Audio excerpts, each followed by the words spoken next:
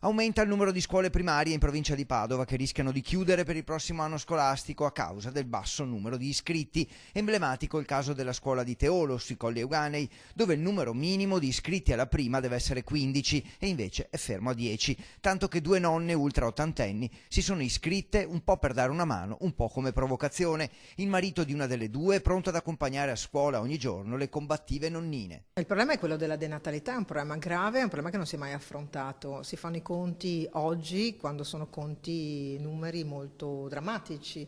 Certo sappiamo che chiudere le piccole scuole vuol dire anche chiudere dei presidi di identità e di territorialità. Dal Veneto intanto parte la proposta di una nuova offerta formativa che si adatti alla situazione per tenere vivo il rapporto del territorio con le scuole. Certo, prima bisogna convincere le istituzioni e non solo.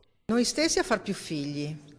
Le amministrazioni a non pensare oggi che tutto si debba fare nella costruzione di grandi scuole. Oggi forse bisogna ristrutturare quelle piccole e fare in modo che gli insegnanti abbiano anche la possibilità di fare un percorso formativo diverso da quello che abbiamo avuto fino ad ora. E così ora, grazie alle nonne e a qualche bambino, si è riaccesa la speranza per la scuola di Teolo. Il dirigente scolastico si è preso un po' di tempo per cercare di salvare l'istituto, una speranza che si allarga ad altre scuole del Veneto. Per tutte le piccole scuole mi viene da dire, non solo per quella di Teolo.